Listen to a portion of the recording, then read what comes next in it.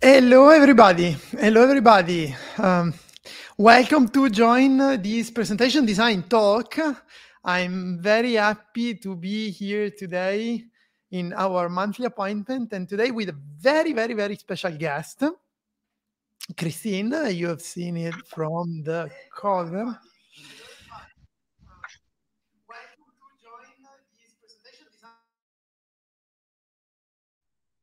Hi everyone. Yeah, so I'm just to talk a little bit about presentations. I'm really excited to be here. So thank you, Mauricio, for inviting me. It is my pleasure. Very welcome to the MNC webinar format. Let me run some quick checks with the participants. So first of all, guys, for those of you who joined, we are very curious to know where you are connecting from. So please join the chat and tell us from where you are connecting. We would be really happy to see that, so that also same time we can ensure that the chat is working. So Chris, I'm running some technical tests, and as soon as everything works, we are ready to go. Sure. Okay, let me see. Okay, let me see if participants will comment. Okay, guys, you can comment where you are connecting from, and in the meantime, I'm testing everything.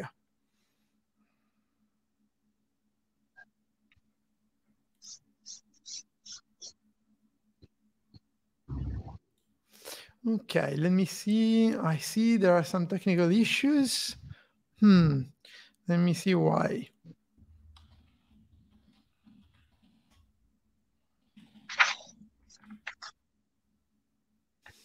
Okay, let me see. Guys, I don't see the comments. Can you hear us? Does it work? Please feel free to comment so I can make sure that everything works before we start.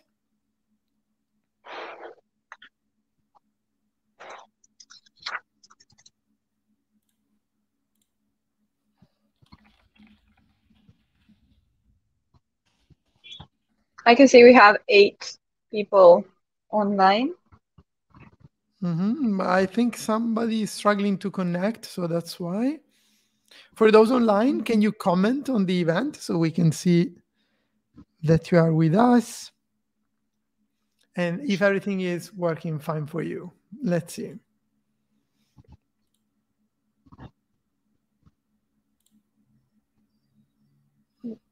I'm expecting, yeah, there is Sarah. She's saying hello. Sarah, where are you from?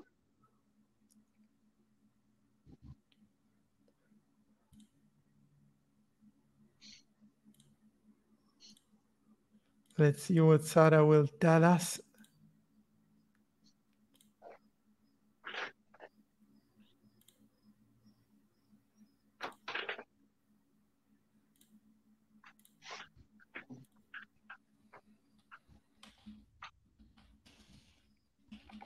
Oh, there's Veronica. Veronica is one of my ex-colleagues.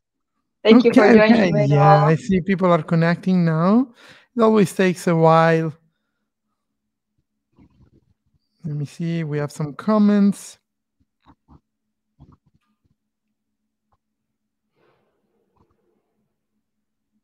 So Sarah is from Siena.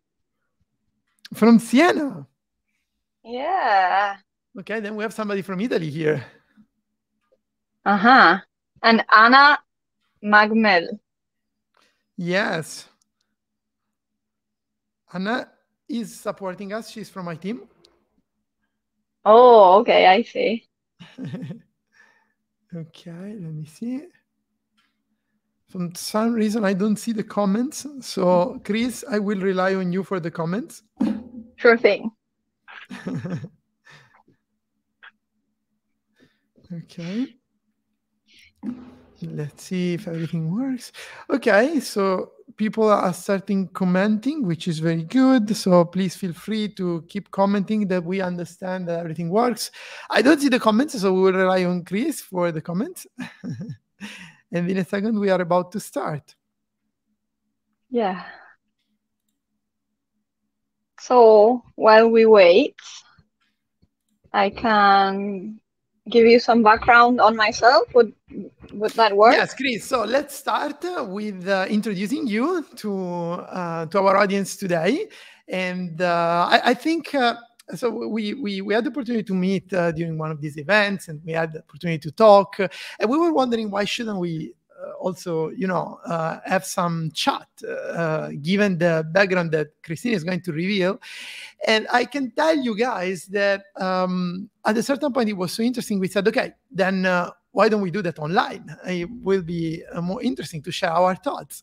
And so Christine accepted. She prepared everything today. Everything is perfect. We have questions and structure to the event. It's thank you, Christine. Please feel free to introduce yourself. I will leave you the scene. And I will still take care of technical topics while you present yourself. Yeah, for sure. So everyone, hello. I'm Christine. I live in Argentina. I am Argentine. And so yes, our paths crossed with Mauricio through LinkedIn, and we started talking about presentations, etc., etc. And we, as Mauricio says, we thought it was a great idea to go live on this because it's a, growing niche. I call it a niche. So I started designing presentations like almost 5 years ago at JP Morgan.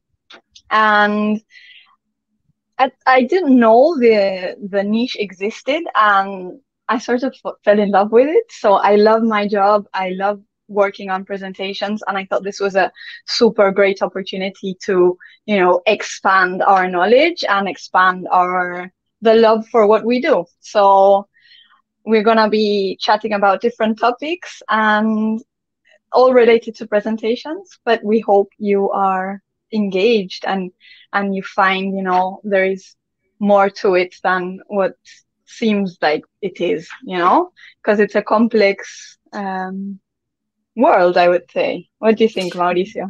Yeah, presentations is a word that I fell in love many years ago, especially business presentations, because what happens is that nowadays everybody does presentations, and everybody is spending a lot of time on these PowerPoint presentations. Especially in corporates, we always have, except we have some magicians like your colleagues had in your case. But in my case, in the organization where I worked, we didn't have somebody who could take care of our presentations. The problem is that with presentations, you actually make business. You have an impact on business, because when you present to a client or when you present to internal stakeholders, you're making the difference. The way you present really makes a massive difference. And therefore, you need to commit to make a presentation effective. And that's why I think we spend a lot of time preparing these presentations. But on the other side, the problem is that when we work in companies, we have no time. Presentations always come the last minute. And so on one side, we have to be super effective because our presentation cannot fail. Otherwise, we put a lot at risk, and there is a lot at stake when we talk about business. But on the other side, we have no time. And so how the question that came to my mind when I decided to explore this word, this niche, I agree with you, it is a niche, was how can I empower business people who are not designers like me to become more effective at designing efficient presentations, right? And so, yes, this is how everything started. And today we're going to explore this topic together, I guess. Yeah.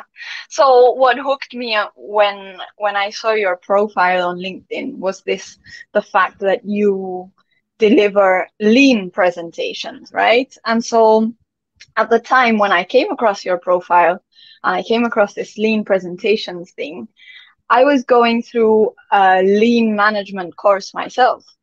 And so that's where, it just came to my mind. It is possible to do, lean management and follow the lean management principles, and mixing it with design, mixing it with something that is more creative. So I guess that is like what I would like to do for the rest of my life, or in terms of work, you know what I mean? Is bridging that gap between the lean management that is very, it was born at Toyota, so it's more for manufacturing. But to apply lean management and lean principles to design and to creativity and to business presentations, and so it is exactly what you are working at MLC. And so my question is, what do you mean by lean presentations? What does it imply? What does the client get from you? And, what are these principles? How do you follow them?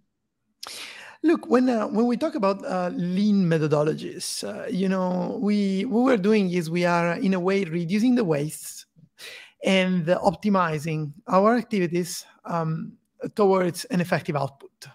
So basically, what I took from the lean management is the school of thoughts, because in a way, this is exactly what we needed when we were going to when I saw my colleagues making presentations and myself before everybody else. So the question was always the same: how can I be more effective at delivering presentations, but at the same time, how can I spend less time? And this is, a trade-off.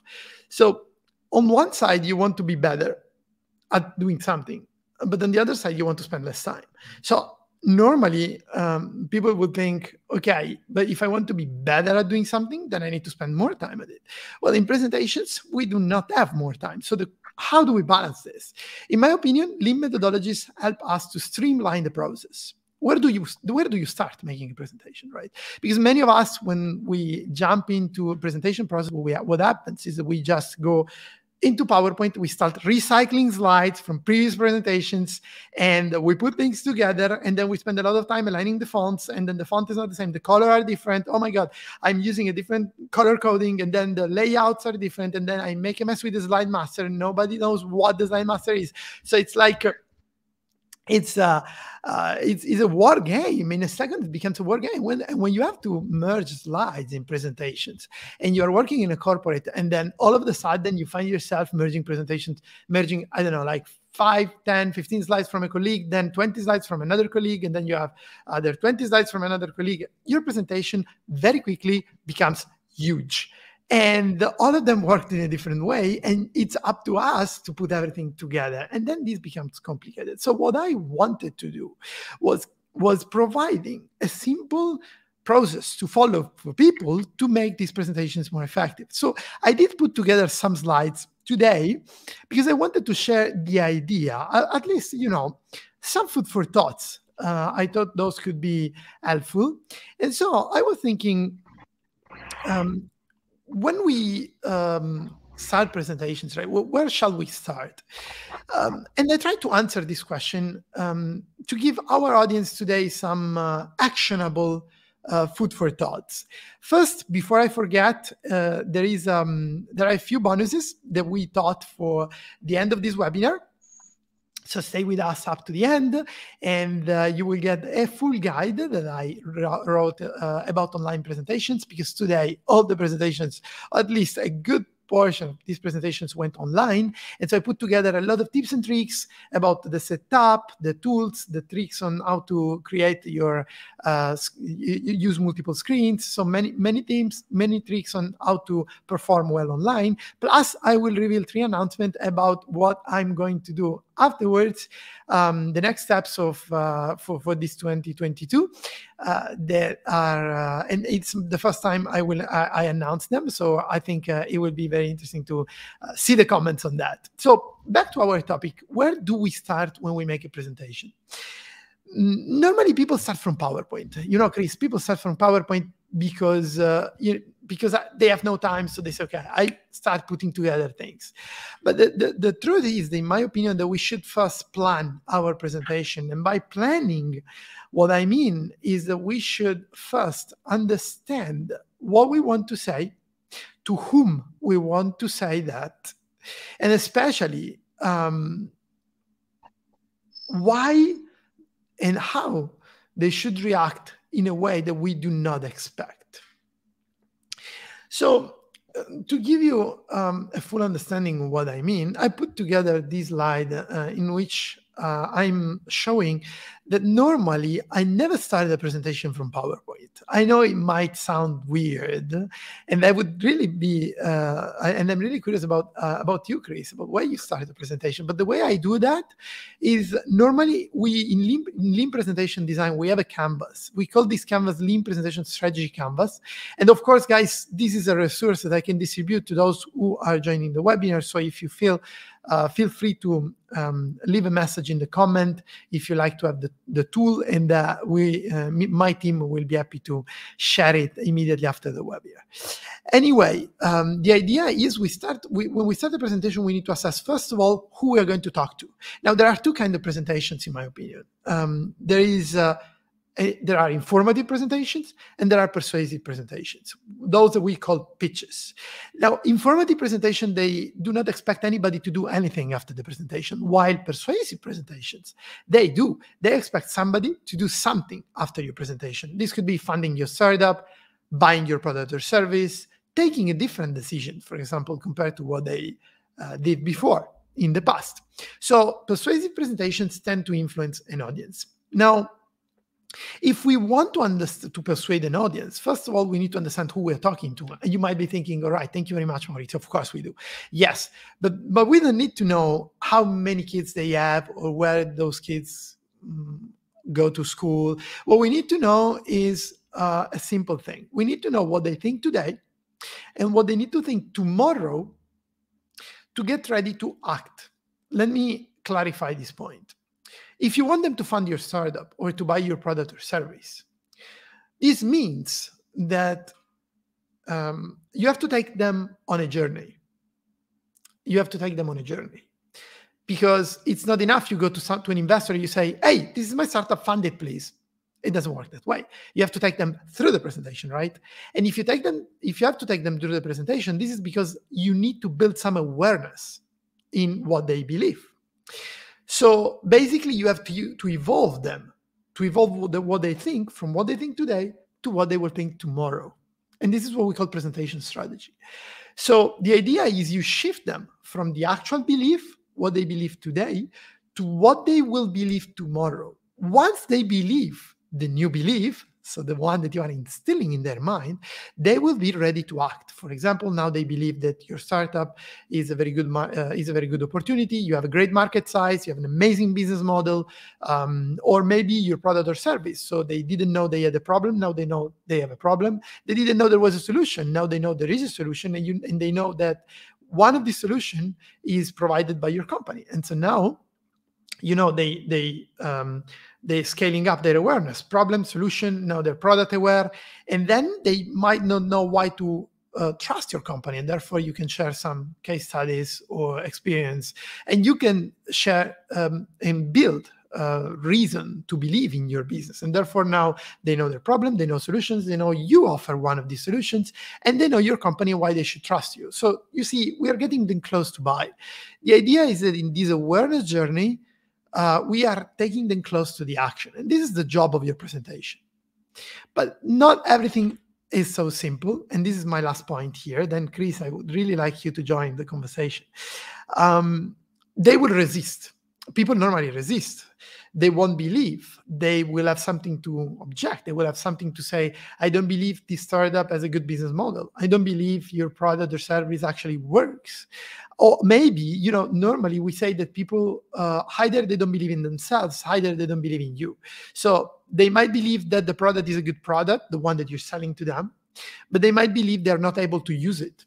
So they might not believe in themselves. This is what we call internal resistances.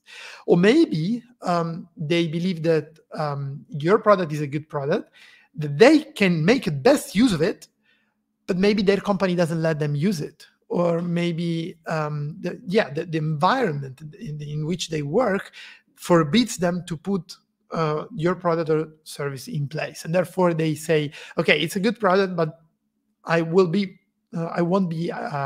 able to use it. And so this is what we call external resistances, or maybe we can have vehicle resistances. So, for example, the vehicle is your product or service, and so they might not just believe in your product or service. So the entire presentation has to take them to believe that what you need them to believe to take action, and the action is basically something that they will do tomorrow, which might be buy your product or service, fund your startup, or approve a certain decision. Basically, you should answer a question when you start your presentation. Why should they care? This is crucial. If you answer this question, then you might have the opportunity to keep talking and be heard. Right. So what I think of now is how much is storytelling a part of this process? So when you're putting sites together, are you thinking of a story you want to tell? So with all of this in mind that you mentioned, having who the listeners will be, who the client is, are you thinking, how do I tell this story? Let me tell a story to answer this question. I remember there was one day a vice president of a large multinational company, and there was this talent nurturing program within this company. So the idea was that once a month, a director went to share his experience to hundreds of young grads so that they could get inspired, be proud of being part of the company, and have some point of reference. So they could feel like, oh, right, I'm in a good company because look what one day I could become, right? So these leaders, they were supposed to go in front of these young grads and inspire them. So I had the opportunity to help one of these leaders to craft the presentation. And I remember that when she came to me, she said, Maurizio, I see that all the people are going to give this, all these directors or these leaders going to give these speeches. What they do, they just stand on stage in front of hundreds of young grads in our large conference room. And what they do is just they tell their experience. So they basically make a sum up of their curriculum, of their resume, which is, not really inspiring. How can we do that differently? So if you think to what we said, right, and you start from the audience, probably the most valuable thing you can share with them is not your success. Because if you just share success, you create a disconnection. You create distance between you and them. So instead of sharing success, why don't we do that differently? So we started with a story. And we started talking about an artist. This artist is a famous artist. She's deformed. The poor girl, she's totally deformed. And she became famous because she did a performance in which she exposes her body to people. She was naked, but she's totally deformed. She's really ugly. And she put three different colors of paint, and people could put their hands into the paint and touch her. So they could color hair, and they had to touch her with a different color. For example, red was for the parts in which people were more impressed about how bad her condition was. And so people were touching her, and she had all these hands on her body, right? And she became very famous because of this. If you think about this concept, utterly beautiful. So this concept means that she became famous, exposing herself naked, exposing to everybody as her biggest weakness. So we made the metaphor, and we said, why don't we do the same today? So instead of sharing the success of this director, she said, today, I'm going to share with you my 10 biggest mistakes. And by and every time I will tell you a mistake, I will tell you how bad it was for me, the consequences, and the learnings. So today I'm not going to share with you a story of success, but I'm going to share with you the truth of how a real career is. Because today you see the job title, and yes, of course, everybody wants it. But at the end of the day, you don't see what it took me to get there. And so the most valuable resource I can share with you today is what I did wrong, so that you guys, when it will be your turn, you won't do the same and you will learn from that. Now, this was one of the most inspiring speeches that we managed to deliver during this partnership program. And young grads were very, very much inspired by that. And you know what? I believe that at the end of the day, you talked about storytelling, Chris. Storytelling is, I like to say that storytelling doesn't mean telling stories. Storytelling is more about the narrative structure, the narrative flow that we use to tell stories. I would like to ask a question to our audience now. Don't feel obliged to answer in the chat. It's fine. It's not an exam. But does it ever happen to you guys that you are very excited about something that happened to you? You go to tell this story to your friends, your colleagues, and they look at you like they're bored to death. And now, but you're so excited you don't get why this happens. And this happens because the way we tell the story, it's probably not the best one. It's probably not as effective as it could be. So, it doesn't matter whether you are telling data. Many people tell me, I don't know if it happened to Chris, you must have a lot of experience with that because of your background. But very often people come to me and they say, Maurizio, I cannot do lean presentation design because I present data. I work in a company, I present data. So what? It's not about what you present. It's about how you present it. So what you say first, what you say afterwards, how you create tension, right? This makes a difference. And to make the point on this, I put together some quick slides that I thought would make the difference. So basically, the interaction. If you think about a TV series that you're watching right now, so yes, guys, think about the TV series you're going to watch later tonight, or you've been watching this week. What are the moments in which you are really hooked to the screen? If you think about it, those moments are the moment of tension, right? It's always about the tension. It's when the main character is a danger, is when the main character, we don't know if he or she will survive. Those are the moments in which we go like, oh my God, is she going to survive? What is going to happen afterwards, right? Those moments in which everything that is at stake, we care about something and it's in danger, then there we are hooked to the screen. What hooks us to the screen is never the solution. It's what we call the problem. So the problem raises the tension, and therefore it raises attention. And then the idea is that you create this tension, and if you can make people care about the problem, and then you create a problem that is relevant enough, they will pay attention because they will go like, oh my God, I need to know how this will be solved.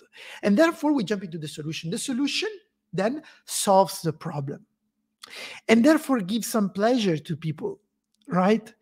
And this is why we keep looking at a TV series, because it's like there is a tension, then it's solved. We say, yes. So let's see what happens next.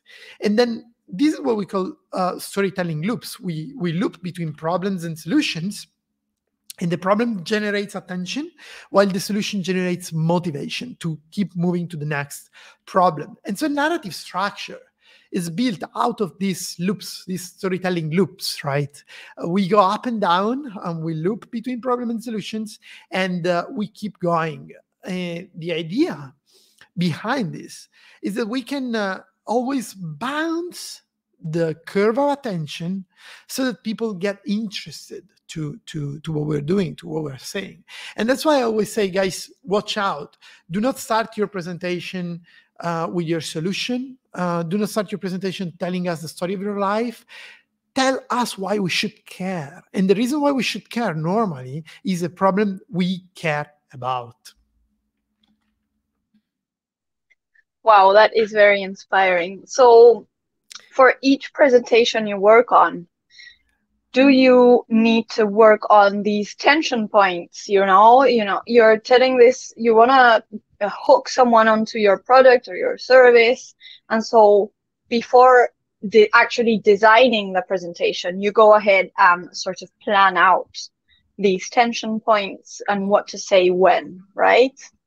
Absolutely. So I think the strategy behind the presentation is crucial. So what we do most of the time is first of all, we need to assess who you're talking to. We need to get your goal. What do you want them to do that they wouldn't have done without your presentation, right? And then, as we said, fund my startup, take a decision, buy my product or service, whatever. And then we ask our client, okay, why do you think they're not going to buy? Why do you think they're not going to believe your presentation? Those are resistances. And when we have all the resistances listed, then we can cluster them and we can understand which kind of contents our presentation absolutely needs. And this is super important because every time when we are part of the project, we tend to think that every information is important. But this is not true, because we are not presenting to ourselves. We're presenting to people. We're presenting to the audience. So the lean presentation design helps you to understand which information are absolutely crucial, and in my opinion, the information that help you make your audience understand that they can overcome the resistances, right? Then those information are absolutely crucial. They have to be part of your storyline. And so in a sense, what we do then is we understand which information are priority 2 and priority 1. And now that we know which information are priority 1, we start from those. Now, we lay down the storyline. So we try to create point of conflicts so that we can have up and downs. And therefore, the presentation becomes effective. Now, guys, just to tell you once again, it doesn't matter whether you're presenting numbers, if you're presenting boring corporate stuff, meetings, because what makes a difference is the way you tell them. It's the way you interact then with your slides. Because let's also be designer a little bit. It's a presentation design talk, right, Chris? So, I mean, the strategy is a crucial part of the presentation, 100%. And so, yes, identifying tension points and laying down the storyline, it's crucial. And we do this with lean presentation design canvas that helps us brainstorm. So we put post-its like creative people, and we come up with ideas, and this helps us to lay down the storyline. But then at a certain point, you will have to visualize your slides to create this PowerPoint presentation. There will be a moment, guys, in which we will have to get our hands dirty. Now, hands, not slides. So the slides have to stay clean. We get our hands dirty, and this is when we jump into the design. So remember that in a presentation design process, we start from the strategy, which often starts from the audience, and then when we know what we want to say and what we want not to say, and we also know what we want to say first and what we want to say afterwards, then yes, then we're ready to jump into PowerPoint. But Chris, I'm very curious. Did you find yourself helping people to present, numbers or data or corporate information that sometimes might seem, boring? Yeah, absolutely. I really get what you mean. So yeah, we do present data, we do present numbers, so tables, and some presentations are very text heavy, and while others are more, more creative, or there is more leg room to create better visualizations, data visualizations. So in many cases, and it also depends on what the client, the flexibility and the business, but there is different ways in which you can represent data that make the story work better. And for example, if you want to represent how much, the sales of a drink increased from one year to the other, instead of using a bar chart, you could use visual representations of their bottles, for example. And so there is, so many ideas one can work on. And I think the most important thing is that as a designer, you have that link with the client or with a person that is working with the client, where you can have that room to express and maybe show different ideas of different ways to showing stuff. And I think that is more of a hook for the people who are going to attend that presentation. You know, they can sort of visually, they can see what is happening, and they connect emotionally with what they're seeing. And so that, I think, may drive, you know, may drive more traction towards the goal of you want to achieve with this presentation, right? And so, of course, as you mentioned, you know, creating points of tension in graphic design, in design and presentation design. And because we are working with a deck and there's like one page coming after the other, you've got that room to present, you know, tension points. You can use colors, shapes, different text and different kinds of, you know, sizes, etc., of typography. And so it has to graphically reflect that strategy you were talking about and that story. And it is possible to do it, you know, visually, using visual elements. And people, you know, they naturally do connect better with visual elements than with text. So if you've got a slide with images or you know, graphic objects, drawings, diagrams, etc., people will more easily recognize what they're trying to, what you would be trying to sell, you know, or present on your slide. So always consider the fact that visual images are much stronger and they have much more meaning than only text. And so, having said that, my concern with all this lean presentation, you know, structure is, how do you keep, as a designer, right? I am very concerned on this. You know, how do you keep excellent quality while working fast? You know, so that is my next question to you. Yes, this is thanks for the question. It's a very interesting question, I believe.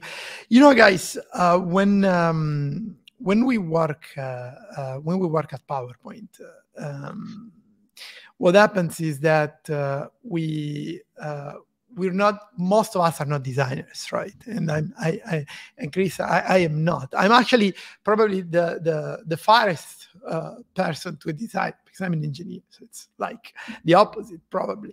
But in a way, we have something in common. And I have to say that when we make presentations, we need to be fast without sacrificing the quality. So the most important thing, I believe, in presentation design, in lean presentation design, is that we marry the idea that less is more. So in lean methodologies, whatever doesn't add value to your clients, it's considered a waste. In lean presentation design as well, every click that doesn't add value to your final communication, and therefore it doesn't help your audience to understand your message and eventually act upon your ideas, it's a waste.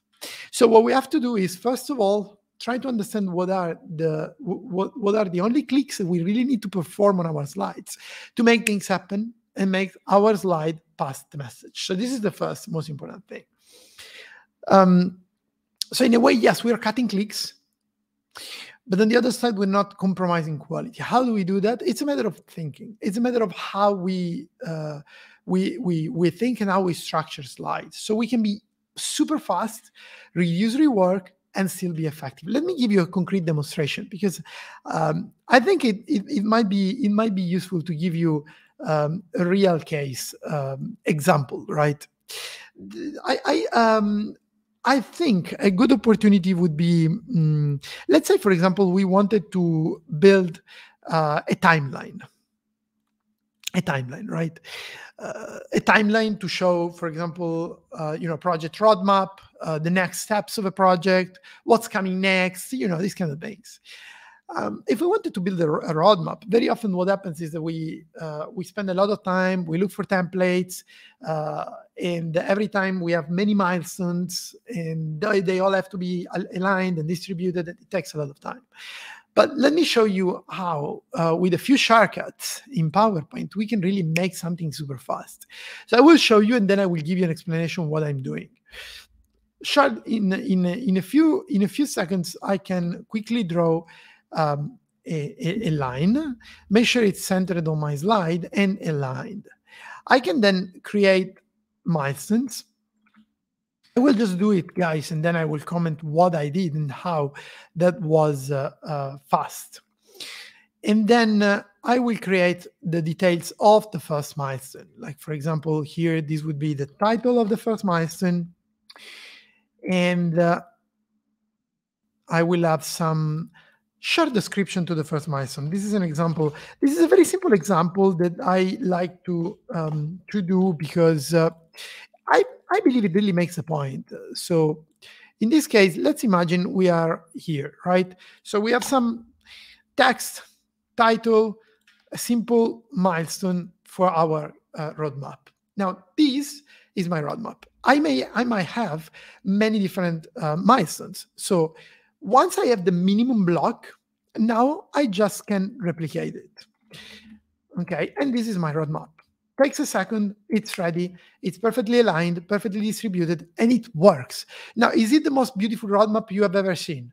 Probably not, but who cares? It works. I can even add some more creativity to it because I could bring this down and I could quickly replicate it, right? So if you look at this, how did I do that so quickly? Then I can group it and I position it. The way I did it is the way what makes a difference, I believe, is the way you think about slides. So I like to think in a geometrical way, meaning that if I look at this design, right, this is a complex design in a way, but if you think about it, it's something that is very simple because it's the repetition of this. And in a way, this one is the repetition of the first one. So I just have to build this and then replicate everything. In slides, very often you can find geometries and you can replicate things.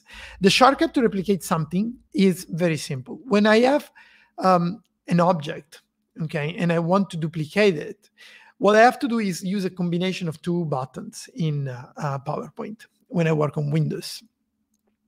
The first one is if you have something and you want to drag and copy while dropping it, you have to press Control. Okay, so if you press Control, you duplicate something that you drag and drop. Okay, easy. If you press Shift, mouse button, right, on your keyboard, then you block the movement of an object onto an axis, an horizontal axis. You see, I can make the movement of my mouse up and down, but it doesn't move because it's locked onto the x-axis, right? So if I combine Control and Shift, basically I'm duplicating the object in line. So this is a fast way to do that. Now, guys, if then I Control Shift something, I duplicate something in line, then if I want to redo that, I just have to use the shortcut redo, Control Y, which is this one. So you see, I'm creating something, and then I'm replicating it, and I can do that as many times as I like. So I could even replicate the line and create a grid. Now, this is exactly what I did here with the milestone. Control Shift, Control Y. And if you guys feel overwhelmed, it's completely fine and understandable. But consider this webinar is going to be recorded, so don't get mad at trying this at home while I'm doing it, because you will likely get lost. I can tell you this happens very often. I do corporate training. I spend at least 2 to 3 hours every day teaching managers all over the world on how to improve their presentations. And when it comes to technical things, it becomes tough. I know, guys, it's fine. It just requires a little practice. But go back to the video and rewatch it. So you take the time to do that step by step, so you can rewatch the video, stop me while doing it, also because I know I tend to rush through the things, so it's perfectly understandable. And this is an idea, thinking in a geometrical way, in the decomposing things and replicating this. So this speeds up a lot, but it also enables us to improve, to be fast, but without compromising quality. And the second thing is I cheat. Yes, I will admit it today publicly. I do cheat, because I have this tab here, as you might have seen, and this is my personal ribbon. I invented all these buttons, and each button does something that I find magic. To give you a quick example, let's suppose I'm building a slide in which I want, this slide covers, in which you also have a big picture behind.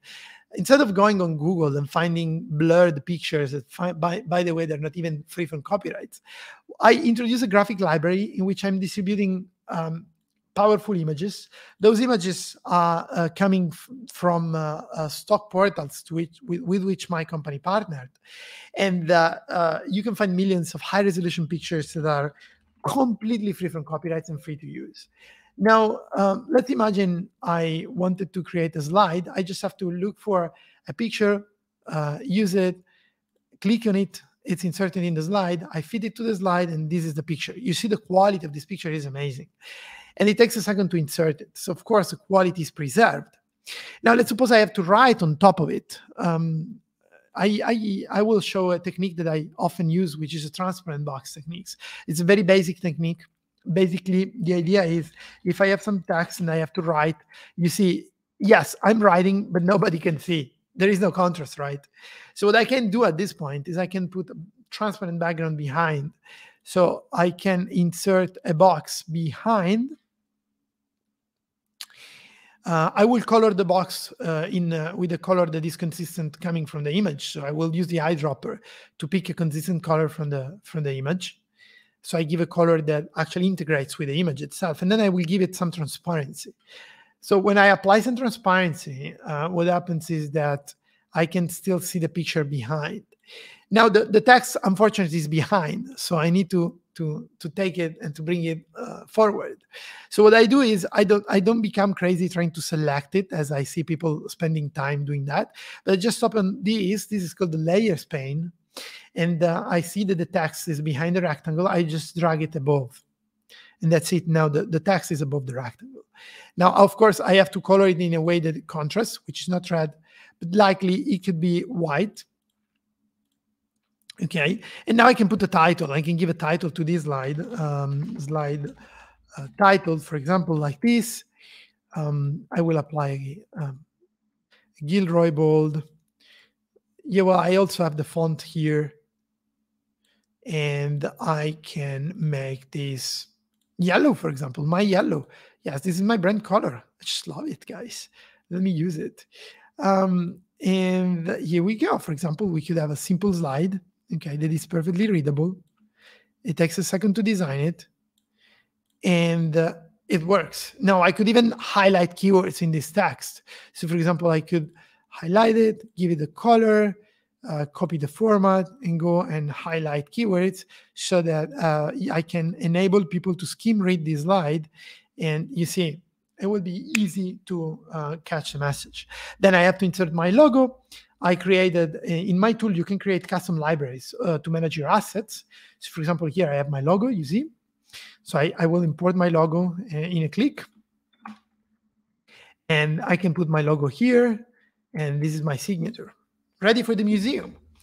Okay. So the idea is, it's not a matter of how much you spend in terms of time, but it's a matter of how you source your asset in this case. For those of you who already use my ribbon, you know that I give you a lot of assets. I give you images. You can get a massive collection of vector icons. So you can import icons in your presentation. You can even customize them because they are vector icons. So you can give a color to them, or, for example, you can ungroup them and customize them. So we could make those yellow. You see, you can customize icons. You can even combine icons. For example, I could take these out and I could put these in, and this is a different icon, right? So you can play around with them. It's plenty of maps, pre-made maps that you can import, and then you will see all the layers, all the regions of the countries, order in alphabetic order. So you just select the regions and you give a color to them, only to them. Oof, I messed it up. I will do it again. Let me get it. Okay, so you select some regions, as I said, and then you give a color to them, right? You see, you can just select them here and give them a color. Here we go, all of them in alphabetic order. Here you also find plenty of templates. This is cheating, I know, but sometimes we already did it, what you're trying to do, so why not reusing our templates? So you just take the things already done and you reuse them. Okay, that's very easy. You can find timelines, you can find slide layouts, you can find any kind of layout made by Anna, which is our amazing designer, and today she's joining the event. Thanks, Anna, for this amazing work. Every time I look at it, it's always amazing. Look at what you get. It's ready, and then here you create your personal collections. These are my icons that always Anna designed for me, and I couldn't live without them. And if I don't use them, Anna will be very angry. So I will try to be very consistent with the branding. Thanks God, she is surveilling what I do. Otherwise, I'm not consistent every time. And so yes, so this is just to give an idea. Yeah, Chris, please go ahead. Yeah. So I'm loving this ribbon already. The question is this ribbon only for MLC employees, or is there a way that we can get a hold of that ribbon and use it on our own projects? Okay, so it is everybody can try it for free. There is a license which is an annual license. It includes all the upgrades, and it also includes invitation to the private community, where once a month, more or less, I go live and I share upgrades and tips and tricks, and I have a private session with people who are using the add-in. And this is a Facebook group that is a private community. We have to which people with the add-in will be invited. So yes, it's open to everybody. Everybody can test it. Of course, there is a license, but it's a small license compared to what it actually, the amount of time that it saves you. And of course, for corporates, there are deals, and for colleagues and presentation designers, it's free. So every presentation designer can access it, just asking the team. Watch out, it's Windows only. Okay, got it. Yeah, this is like, as you said and as you showed, I think this is like a super good asset to work fast. Because if you can store, images, or you can create this image library, store the icons or the assets as you showed, the logo and stuff, you can start building your own, let's say, library for each deck or each client that you need to, present to, right? It is. You can create your own. Actually, you should create the best archives with your best assets, so that you have them always ready, and you can actually use them. I wanted to thank Elisa and Sarah, who are commenting and saying that they actually have it and they can't live without it. Just to reassure you girls, I couldn't live without it. So if you asked me to do a presentation without my add-in, I would be in trouble. So yes, 100%. I agree with you, girls. I was just going, Chris. Sorry, I was just going through the comments because it's like we have plenty of comments, and I'm just seeing them because I could access the live through my iPad. So I'm now seeing the comments all at once. But now, please feel free to keep commenting, because I'm joining the. I'm joining the chat as well, and so now I can also answer. Maybe we leave a few minutes now to the to the questions if there are any. Yeah, for sure. So let me see. Okay, yeah. So yes, the idea is you create your best libraries with your best assets, and the cool thing is that you can also create shared folders. So let's say you have a team, and you want to create a folder for your team. You can actually create a folder for your team, and then everybody in the team will share the same assets, and everybody in the team can contribute to the same folder, and this will make efficiency at the team level. So it's I think it took a few years to get to this point, but I believe that every part of this journey has been worth it. Right. Yeah. So maybe to round up everything that we've just talked about just now, you think, the important thing is to consider the strategy, consider the client, consider who you're talking to, work on a strategy, work on a story, find out which those tension points are, work with a designer that can replicate that story graphically without leaving anything out, and adding everything that is necessary to engage that the listener, the audience, right? And then once you have everything ready, you need to start designing per se, right? So and that's where you can bring in this tool and be clever about designing layouts. So you can replicate some layouts to work faster, but keep it efficient but at high quality at the same time, right? Is that like a sort of conclusion of what we've just discussed this past hour? I think, Chris, you did a great sum up of what Lean presentation design is. In a few great pitch, I would say. We could say you are an expert. We could see that you are an expert. Yeah, no, this is correct. So if in the last, we have few minutes, right? If you guys have anything to comment or any question for Christine and me, please feel free to join the conversation in the chat. Now we see the comments. Chris, do you see the comments actually? Yeah, I can see the comments. I haven't seen any questions so far, but but I just want to say that Subi says, for everyone who asked for the presentation canvas tool, we will also send an email with a recording and information of tools presented during Mauricio's presentation. So everyone who wants that canvas, it's going to get sent out, as well as this presentation. And everyone who wants the ribbon can also contact you to get the ribbon, right? Or the licensed version or the free version, depending on who you are, right? Absolutely. Thanks for sharing this. And also, so towards the end of the webinar, we made a promise at the beginning about announcements and the gift for everybody. So guys, first let me tell you that if you've been up to this point with us, Surbi will get in touch with you. Surbi is in charge of marketing at MLC, presentation design company, and so she will get in touch and send to you the guide that I produce with all the tips and tricks on how to present online effectively. At the same time, I wanted also to share with you a few announcements that I promised at the beginning.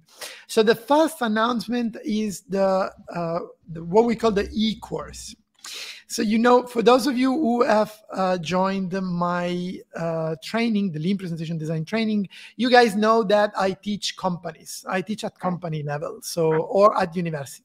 So if you're not part of a university in which I'm in a company in which I'm actually teaching, or if you're not one of my students at university, then it's not possible. Up to today, it hasn't been possible.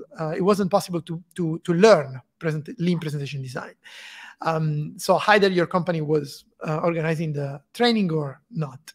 So today, to make the Lean presentation design more democratic and open to everybody, since I received a lot of requests on this topic, I spent the entire last year in shooting videos. So I basically shot like 100 videos, and we created the first Lean Presentation Design e-course. Now, the Lean Presentation Design e-course is accessible on, is not yet launched, but it is already, you can already access the landing page on the website.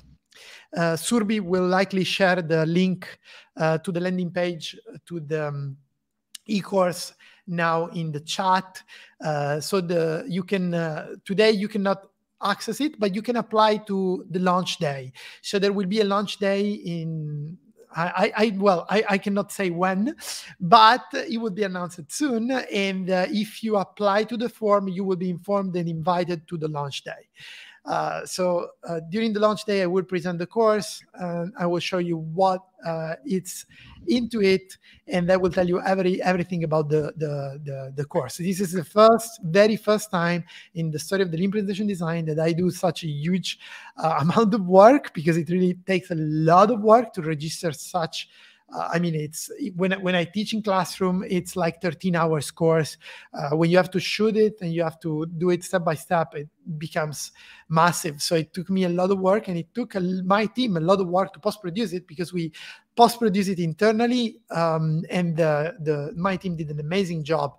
I already saw the videos, and we're still uploading them, preparing the learning platform for you guys. So feel free to apply to this. It's completely free right now to apply to the launch day, and you will be informed about when I will run the launch day event. So Surbi will share the link in the chat, and so you can follow and join the launch day. The second thing is, for those of you who know me, you know that I published the Lean Presentation Design book. Then I published the Lean Presentation Design book, the second edition. Then I published the Startup Pitch Presentation book.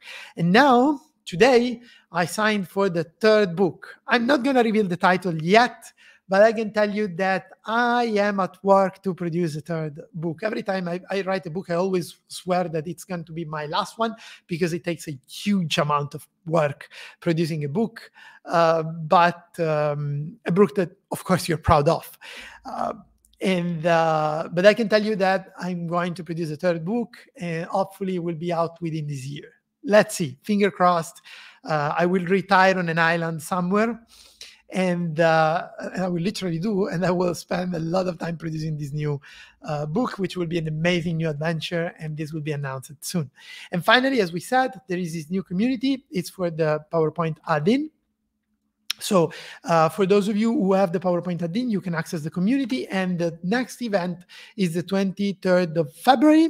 At 5 p.m. CET, Central European Time. So I'm going to spend about 45 minutes, an hour, reviewing all the functions and giving you a complete overview of how to use the add-in, and all the tips and tricks on how I personally like to use it. In the community, you will be able to access the event. Again, if you don't have the tool, you cannot get access to the community. So it's a private community only for add-in users. But if you do have it, just feel free to reach out to me or Surbi, and we will be happy to invite you to the group. How to reach out to us? It's very simple. Just contact us on LinkedIn, and we will help you out. So I think these are the main prizes. And very quickly, I want to summarize the MLC company in a few steps. What we do is basically present a Lean presentation design. We help you design your presentations. We train you on the Lean presentation design approach to improve, to make better presentation faster. We give you the tool, the MLC PowerPoint add-in, to boost your speed, your PowerPoint skills. And very often I get invitations to give corporate speeches to large audiences within companies. Nowadays it happens online. I'm very happy to join your company and do that if at any time you like to talk about presentations. So if you feel in your presentation these topics are anyhow relevant, so feel free to reach out to us, especially connect on LinkedIn. Okay, my name is Maurizio La Cava. You can find me on LinkedIn. I even recorded how my name is pronounced now that you can. No, but I'm joking. Connect, reach out in the chat. I will be very happy to be in touch with you guys. Yeah, this was really great, Mauricio. Thanks for having me on, and I look forward to joining any future webinars you share with on LinkedIn.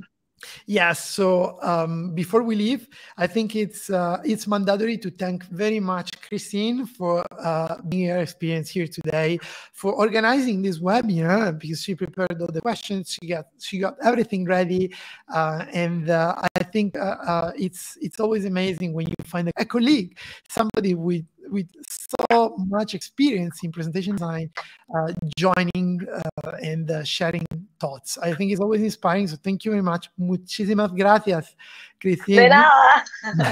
Para compartir con nosotros. It's been an honor. I'm learning Spanish. So thank you very much for sharing. I hope this was appreciated.